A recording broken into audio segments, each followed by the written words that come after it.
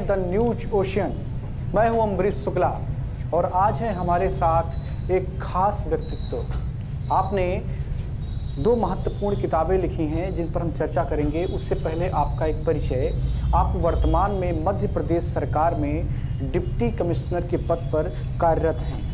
आपसे बात करेंगे लोक सेवा की तैयारी को लेकर के। आपसे यह बात करेंगे कि सफलता और असफलता के बीच में जो समस्याएं होती हैं उसको लेकर के जो आपने किताब लिखी उस पर बात करेंगे। सर, आपका बहुत बहुत स्वागत है। धन्यवाद। नमस्कार। नमस्कार सर, बचपन में जब हम लोग फिल्में देखा करते थे तो हमें अक्सर किरदार याद रहते थे जो मुख्य हीरो होते थे या नायिकाएं याद रहती थी जी। कई बार हम जब आपस में बातचीत करते थे कि फला फिल्म का हीरो धर्मेंद्र है, फला फिल्म के हीरो बच्चन साहब हैं, लेकिन एक बार मेरे एक मित्र ने पूछा उस फिल्म का निर्देशक कौन है, तो मैं अवाक रह गया कि मैंने तो कभी देखा ही नहीं ध्यान से कि निर्देशक कौन है। तो इसी प्रकार जो आपने बुक लिखा जिस पर हम लोग बात करेंगे, 12th फेल, जिसको खूब ख्याति प्राप्त हुई, उसके निर्देशक हैं आप अनुराग सर। इनके जो मुख्य किरदार हैं मनोज शर्मा, जो वर्तमान में मुंबई पुलिस में DIG हैं। पूरी बातचीत होगी, उन पर आप उनकी पूरी कहानी जान पाएंगे। बस परिचय में बता दूं कि निर्देशक यानी कि जो पीछे का पूरा पटकथा जो लिखा गया है वो आपके द्वारा लिखा गया है। और सर, थोड़ा सा आप अपना परिचय दें, उसके बाद में फिर मैं अपने बातचीत का सिलसिला शुरुआत करता हूँ। नमस्कार सभी दर्शकों को मेरा नमस्कार। मैं अनुराग पाठक हूँ। वर्तमान में मध्य प्रदेश में स्टेट GST में डिप्टी कमिश्नर के पद पर हूँ। ग्वालियर का रहने वाला हूँ और ग्वालियर से मैंने MA हिंदी साहित्य में किया था और उसके बाद PhD किया मुक्तिबोध की काव्य चेतना पर। मेरा इतना ही परिचय है। एक कहानी संग्रह मेरा व्हाट्सएप पर क्रांति आया है और दूसरा ये पहला उपन्यास है मेरा 12th फेल, जो मनोज कुमार शर्मा जी के जीवन पर आधारित है। जी। सर, मैं चाहता हूँ मेरा एक प्लेटफार्म है, हमारे ग्रुप का एक प्लेटफार्म है ओनली UPSC, जिस पर मिलियन सब्सक्राइबर भी हो गए हैं। 10 लाख से ज़्यादा बच्चे, जी धन्यवाद, 10 लाख से ज़्यादा बच्चे वहाँ पर मुफ्त शिक्षा पाते हैं।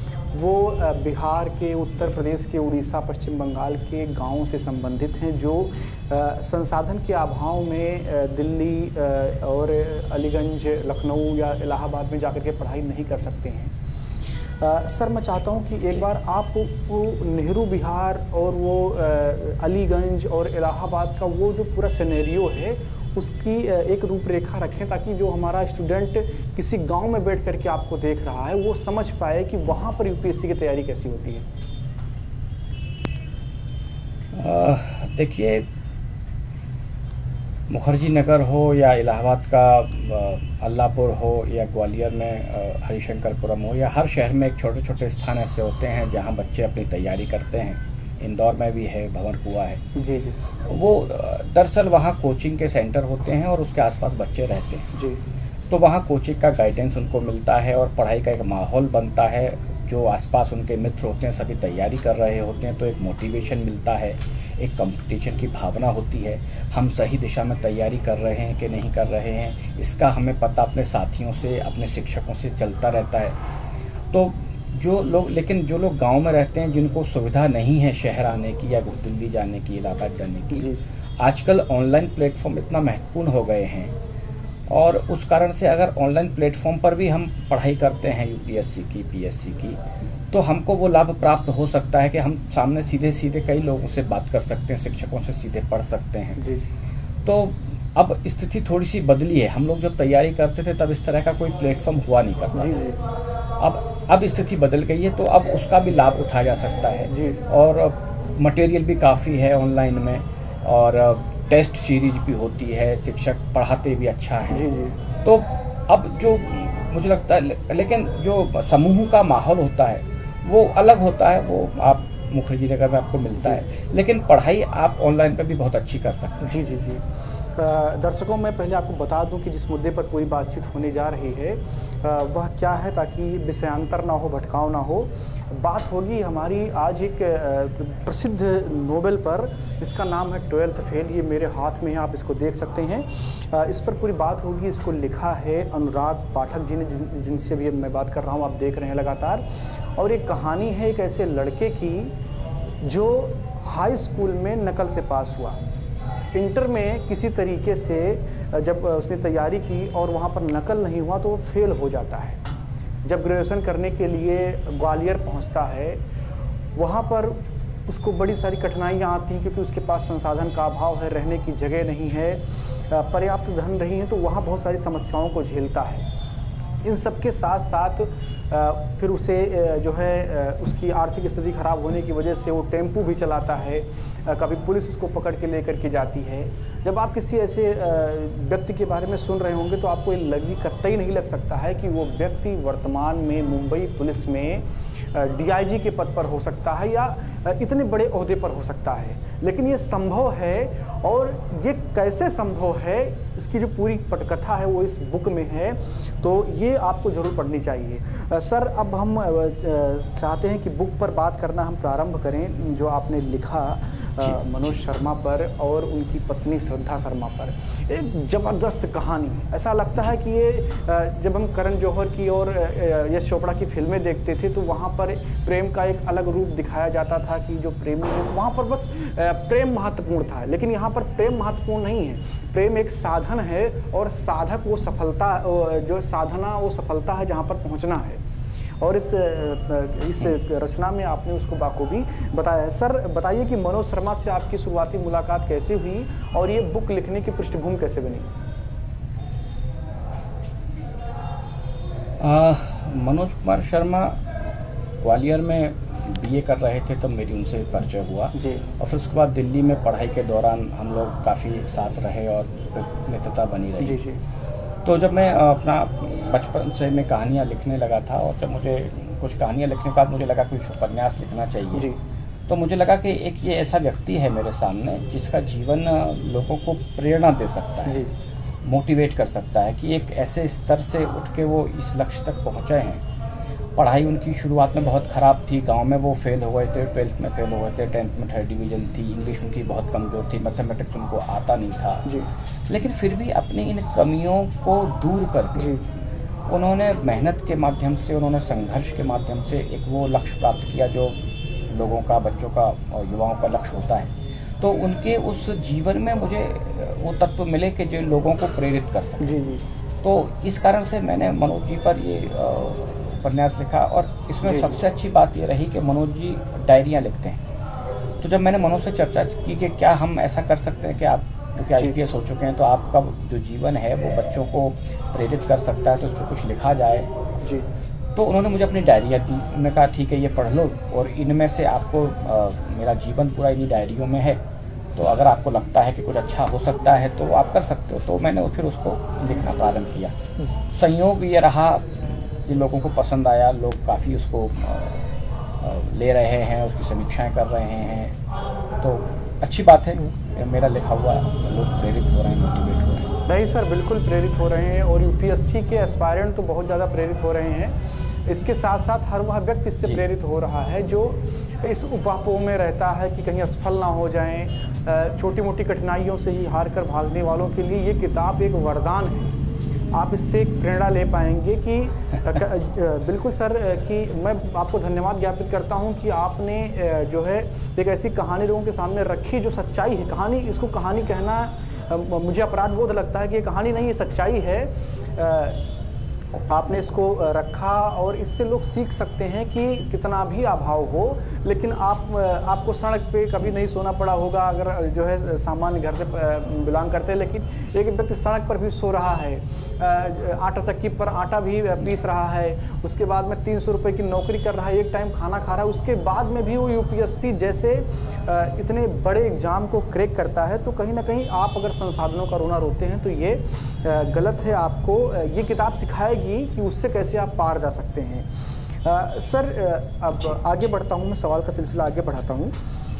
UPSC को लेकर के एक ये धारणा हिंदी माध्यम के विद्यार्थियों में बन गई है कुछ दिन के रिजल्ट की वजह से कि हिंदी माध्यम के रिजल्ट कम आ रहे हैं, कि हिंदी माध्यम के विद्यार्थियों के साथ या तो आयोग के लेवल पर ही कुछ ऐसा हो रहा है कि उनकी संख्या कम हो रही है या उनके तैयारी करने में ही कोई दिक्कत है, उनको कोचिंग अच्छी नहीं मिल रही। क्या आपको क्या समस्या लगता है हिंदी माध्यम के विद्यार्थियों के साथ? मुझे जो लगता है, मुझे ऐसा लगता है कि जो मैं पहली बात तो मैं ये बताऊं कि मैं काफ़ी समय से अभी जो आजकल परीक्षा का पैटर्न है उससे दूर हूं। जी जी। तो एकदम सटीक बोलना इस समय मेरे लिए उचित नहीं रहेगा, लेकिन फिर भी जो मुझे लगता है, मैंने जो अपना अनुभव देखा है या जो हमारे साथ हमारे समय में जो हुआ करता था, उस समय भी इंग्लिश मीडियम के लोग काफ़ी सिलेक्ट होते थे, लेकिन हिंदी मीडियम के लोग भी सिलेक्ट होते थे। आज भी हिंदी मीडियम के लोग भी सिलेक्ट होते हैं, अपेक्षाकृत थोड़ा परसेंटेज कम हुआ है। मुझे ऐसा लगता है कि जो पढ़ाई या जो तैयारी का जो सिस्टम है, जो तरीका है, जिस तरीके जो आवश्यकता यूपीएससी चाहती है, जो आपसे चाहती है, जो आप लिख रहे हैं, जो आप इंटरव्यू में बोल रहे हैं, वो कितना सटीक है और कितना टू द पॉइंट है, वो मुझे लगता है ज़्यादा पूछा जाता है, ज़्यादा देखा जाता है। तो यदि विद्यार्थी उस दिशा में तैयारी करें कि हमसे जो पूछा जा रहा है उसको हम सटीक तरीके से जवाब दें, और इंटरव्यू में जो पूछा जा रहा है हमारा व्यक्तित्व उसके लिए एकदम परीक्षा की दृष्टि से एकदम सजग हो, तो मुझे नहीं लगता कि हिंदी मीडियम को समस्या आएगी। हिंदी मीडियम के लोग भी सिलेक्ट होंगे। अच्छा, कई शिक्षक या कई कोचिंग उस दिशा में काम भी कर रही हैं। आपका चैनल है, यूपीएससी चैनल है, वह भी बहुत अच्छा इसमें काम कर रहा है। अगर हम सही गाइडेंस, हेलो जी, आ रही आवाज? जी आ रही जी। हाँ, तो अगर हम अपने शिक्षकों की और जो अनुभवी लोग हैं जो पहले सेलेक्ट हो चुके हैं उनके गाइडेंस में तैयारी करें तो सफलता मिलती है और मिल सकती है। बिल्कुल। इस दृष्टि से अगर हम 12th फेल को भी देखेंगे तो मनोज का जीवन भी बाधाओं से भरा हुआ था। योग्य नहीं थे, बाहर की बाधाएं थी, पैसा नहीं था, लेकिन वो सभी बाधाओं को पार करते हुए लिखने की भयानक प्रैक्टिस उन्होंने करी, उस कारण से उनको सफलता प्राप्त हुई। तो मुझे लगता है कि हिंदी मीडियम में कठिनाइयां तो हैं, पर ऐसा बिल्कुल नहीं कहना चाहिए कि हिंदी मीडियम के लोग सिलेक्ट नहीं होंगे या नहीं। बिल्कुल। सर, एक जो सवाल बहुत सारे विद्यार्थियों ने हमसे पूछा जब मैं इंटरव्यू की चर्चा कर रहा था क्लास में कि मैं करूँगा, सर से बातचीत करूँगा, उन्होंने कहा कि सर जो यूपीएससी के पेपर आते हैं वो बेसिकली बनते हैं इंग्लिश मीडियम में और उसका अनुवाद रूप हिंदी होता है। तो कई बार शब्दों का इस प्रकार से अनुवाद कर दिया जाता है कि वो बात ही समझ में नहीं आती है। कई ऐसे एग्जाम्पल भी सामने आए होंगे जो हास्यास्पद लगे, लौह पौधा जैसे स्टील प्लांट को कह दिया गया। तो ऐसी समस्याओं का निराकरण कैसे किया जाए? तो फिर जो हिंदी माध्यम का विद्यार्थी उसको ऐसा लगता है कि बिना इंग्लिश को थोड़ा बहुत जाने इस नैया को पार नहीं किया जा सकता है।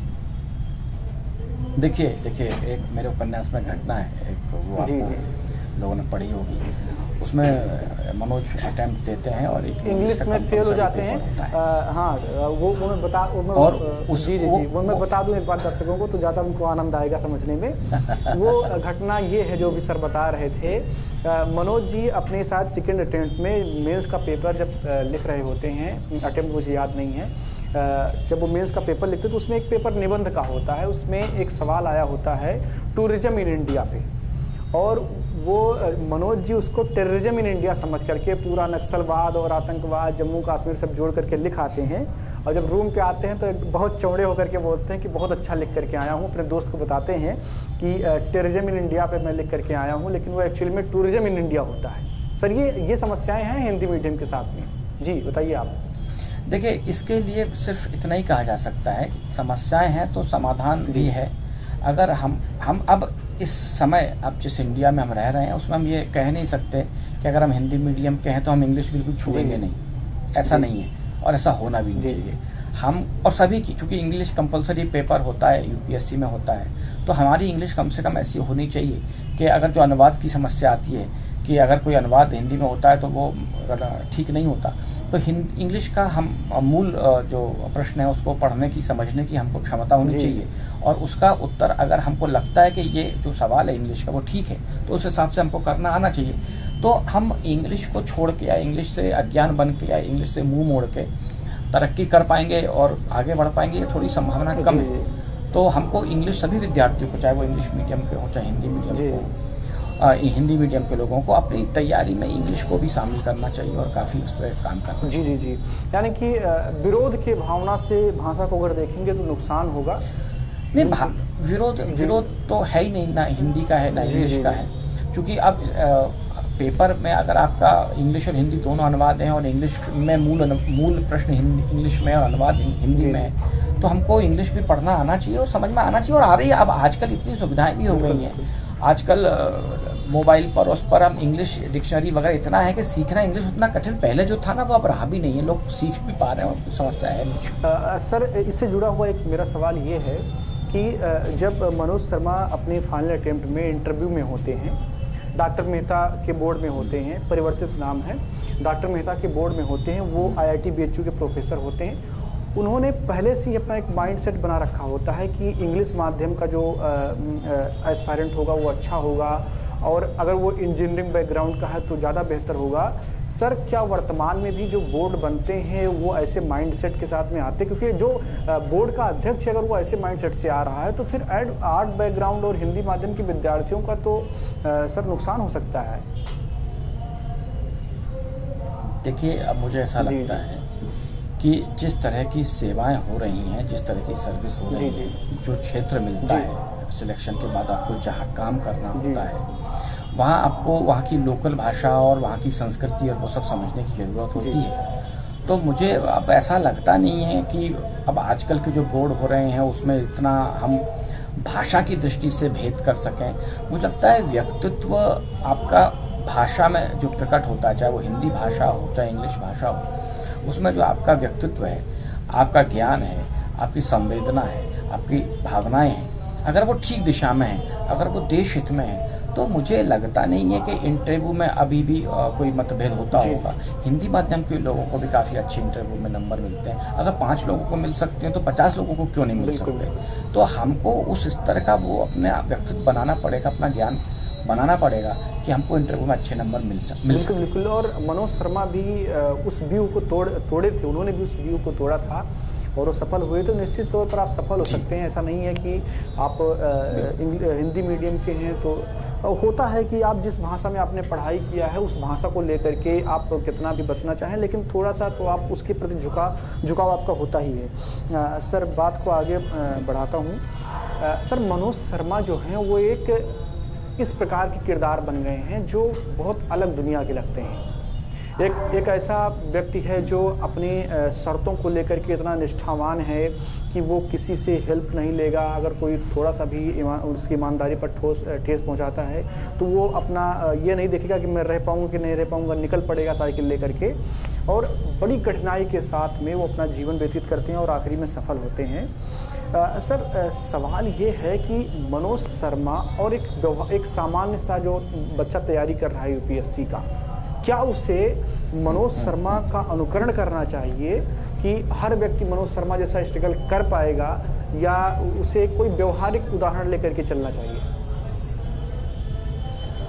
देखिए, जिन लोगों ने ये उपन्यास पढ़ा है वो ये देखते हैं या देख सकते हैं कि इसका जो नायक मनोज कुमार शर्मा है वो उन कमियों से ग्रस्त भी है, उन अवगुणों से ग्रस्त भी है जो हम सब में होते हैं, आम बच्चों में होते हैं। गांव से आता है, पढ़ाई नहीं की उसने, वो झूठ भी बोलता है, अपने टीचर से बोलता है कि उसकी फर्स्ट क्लास थी जबकि सेकंड क्लास थी जी में।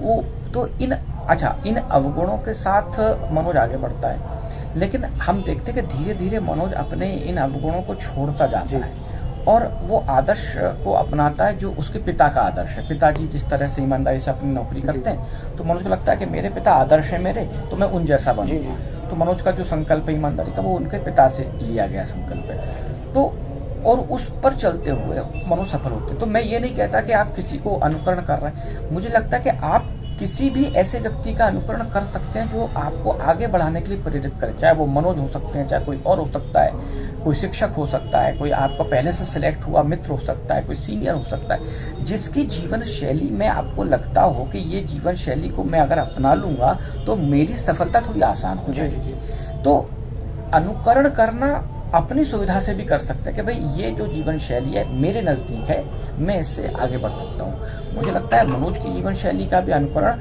अगर कोई करता है तो वो सफलता के नज़दीक अवश्य पहुँचेगा। जी, वो सफलता के नज़दीक अवश्य पहुँचेगा।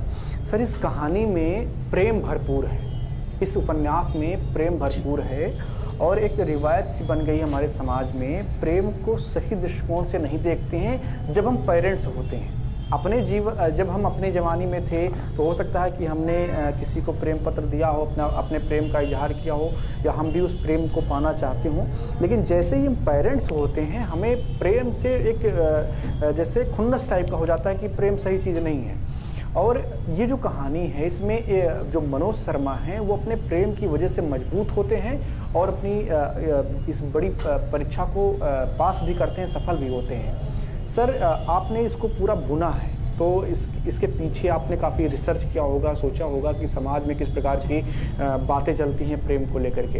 यूपीएससी एस्पायरेंट को प्रेम से बचना चाहिए या प्रेम के साथ भी ये हो सकता है? मैं आम बात कर रहा हूँ, मनोज शर्मा एक उदाहरण सेट हैं एक आम बात में कि क्या यूपीएससी एस्पायरेंट प्रेम के साथ सफल हो सकता है या उसे बचना चाहिए इससे? बहुत बढ़िया, अच्छा। अमरीश जी, दोनों पक्ष हैं। प्रेम आपका संचालक तत्व भी हो सकता है, प्रेम आपका बाधक तत्व भी हो सकता है। प्रेम आपके पैरों की जंजीर भी हो सकता है, प्रेम आपके पंख भी बन सकता है। ये आपके दृष्टिकोण पर निर्भर है।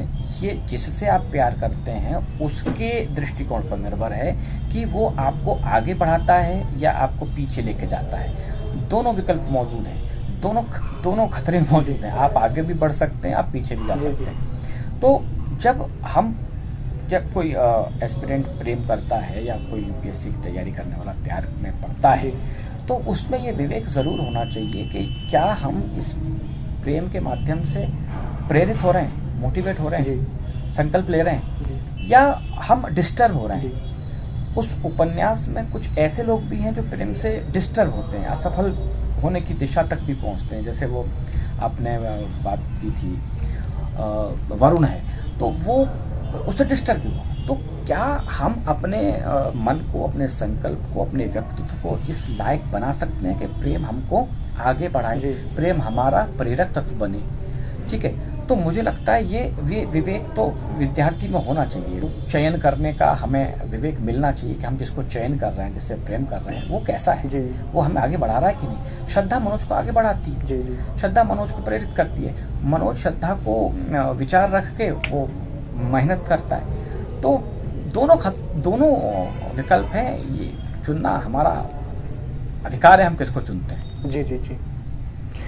सर, अगर एक व्यवहारिक तौर पर बात करें, जब श्रद्धा एसडीएम बन जाती हैं और वो अपने पिता से ये बात करती हैं कि उन्हें मनोज के सपोर्ट के लिए दिल्ली जाना है, जब मनोज का इंटरव्यू होने वाला होता है, वहाँ पर उनके पिता जो उनसे एक मूक सा सवाल पूछते हैं, कह नहीं पाते हैं कि अगर वो असफल हो गया या तो आप उसके साथ कैसे रह पाएंगे।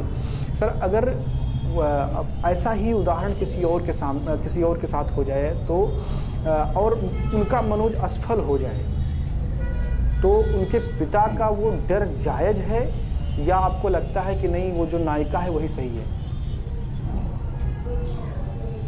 देखिए जी, ऐसा है कि यदि प्रेम है तो आप सफल हैं तभी प्रेम मिलेगा, असफल हैं तो प्रेम नहीं मिलेगा। ये सफलता क्या है? क्या पद, प्रतिष्ठा, सत्ता प्राप्त करना ही सफलता है? उसमें एक पंक्ति भी है त्यागी जी की, वो कहते हैं कि क्या थानेदार या तहसीलदार बनना ही सफलता है?